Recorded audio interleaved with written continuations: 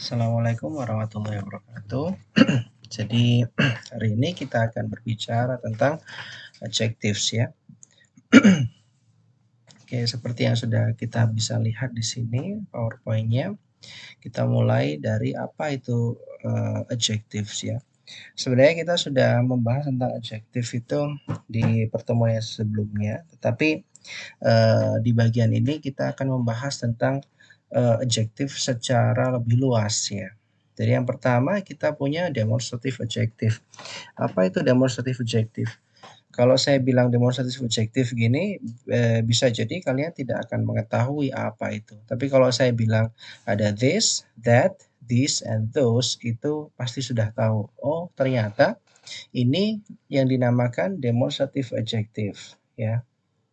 Jadi ada 4 hal di sini bisa kita ketahui ya kan, dibagi menjadi beberapa informasi yang bisa kita dapat di sini. Yang pertama, this and that are used before singular count nouns and non-count nouns. Jadi bisa dibagi dua ya. Jadi antara this, that, this, those gitu ya. Jadi tahulah maksudnya seperti apa. Artinya this ini, that itu, this di sini ini adalah ini tapi banyak, those di sini adalah itu tapi juga banyak gitu kan. Jadi bedanya cuma itu saja. Jadi untuk menunjukkan sesuatu yang mana dia sebagai kata ganti ya, untuk menunjukkan ya, sebagai petunjuk apa penunjuk gitulah ya. Terus kata this di sini usually refers to something that is close to you, dekat. That usually refers to something that is far from you, jauh, jelas. This and those are used before plural nouns. Ini yang nounsnya banyak ya, jadi jamak ya. Kalau ini tadi tunggal ya. Terus these usually refers to things that are close to you. Those usually refers to things that are far from you. Ini jelas ya. Saya rasa untuk this, that, this, and those ini saya rasa sudah paham semua ya kan. Jadi kita lihat contohnya di sini. Ada this book is here is yours. That umbrella by the door is wet. I have to mail these packages today. Would you hand me those pencils, please? Itu. Nah, terus apa pentingnya ini saya sampaikan di situ? Jadi seperti yang kita ketahui, kita kan fokusnya adalah misi kita, yaitu membahas tentang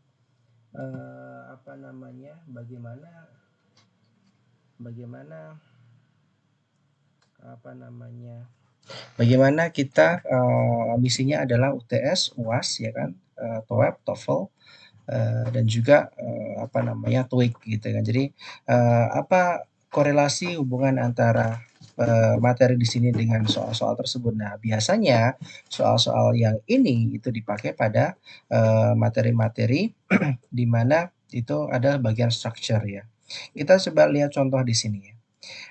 Jadi saya ambil contoh di sini ya. Nah, jadi bisa jadi nanti bentuk contoh soalnya akan seperti ini karena dia akan fill in the blank ya. Biasanya keluar di bagian fill in the blank ya. Fill in the blank. Gitu.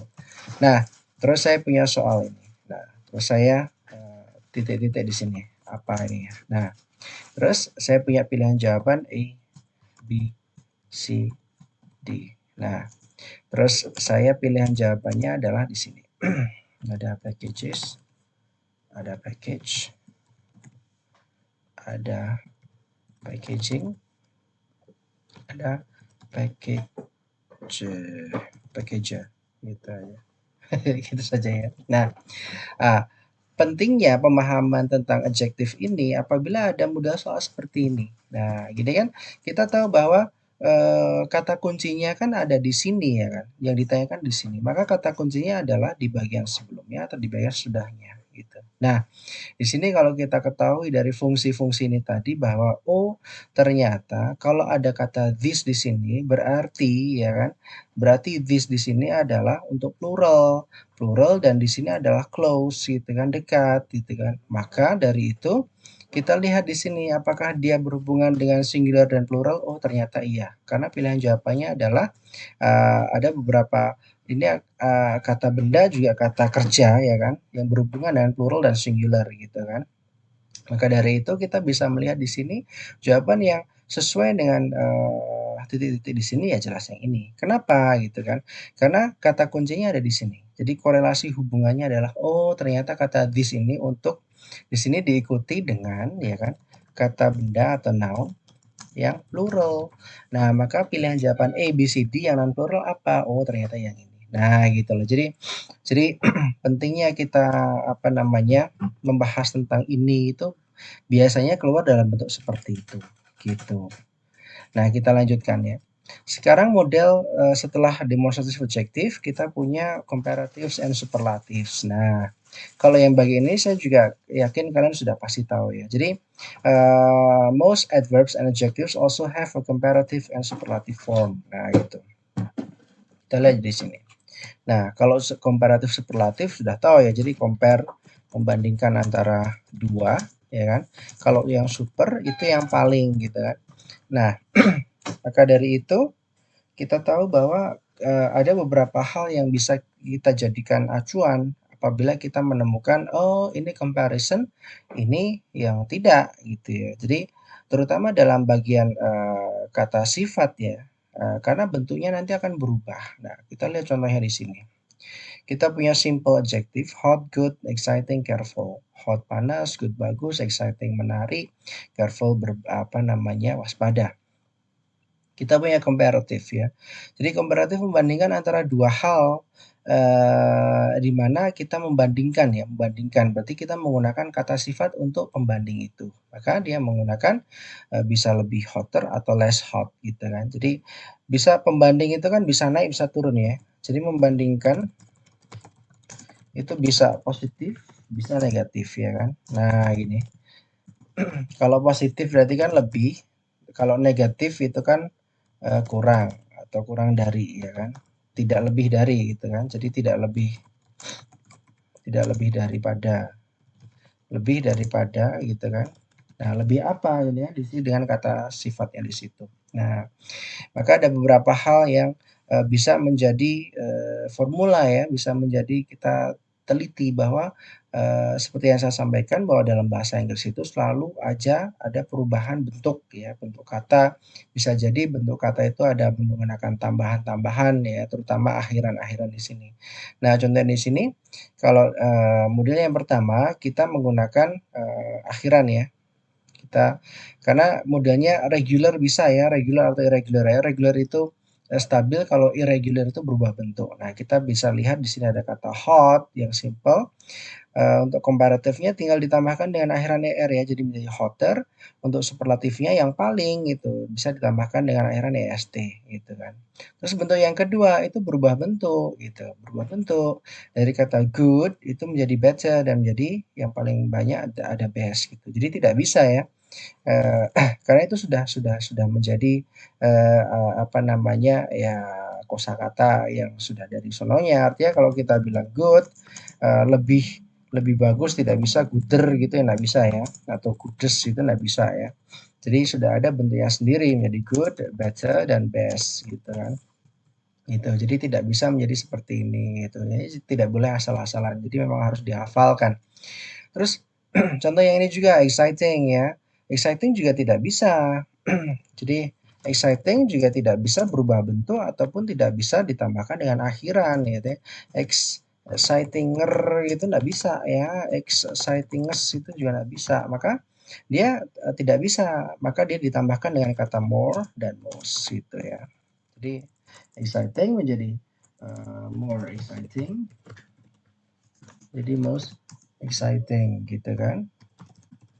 Itu. Jadi ya memang bentuknya seperti itu contohnya ya kan. Memang harus dihafal. Nah, untuk yang bagian terakhir ini dia adalah pembanding yang yang negatif, yang menurun gitu, bukan menaik gitu ya. Jadi careful itu less menjadi less, bisa menjadi more atau less gitu kan. Jadi careful bisa menjadi more careful itu berarti lebih waspada ya kan. The most careful gitu kan, the most careful berarti paling waspada. Kalau careful, kalau yang negatif jadi less careful, dan yang paling tidak menjadi least ya, the least careful gitu. Gitu. I'm a very careful person. He is more careful than me gitu kan, contohnya gitu. Terus he is the most careful person in this world, contohnya gitu ya. I'm a very careful person. He is less careful than me. Terus he is the least careful person in the world gitu ya. Contoh kalimatnya seperti itu ya. Jadi tahulah ya, pahamlah seperti ini ya. Oke, kita lanjutkan. Nah, comparative and superlative. The comparative form of adjective is used to compare two things. Nah, ini. Jadi kalau comparative untuk membandingkan dua hal, dua benda ya. Jadi diingat itu. Jadi kalau pembandingannya lebih dari dua itu tidak menggunakan ini gitu ya. Jadi tidak bisa yang membandingkan harus antara dua benda ya kan. Terus yang bagian superlatif itu adalah the most, highest, the best gitu kan. Nah, superlatif itu selalu ditambahkan dengan awalan the gitu karena dia yang paling ya. Jadi contohnya ini tadi. Jadi kalau saya mengatakan nih ya, I'm good. He is lebih bagus ya kan, he is better than me. Terus she is the best. Nah, contohnya gitu. Jadi good, better, best nih.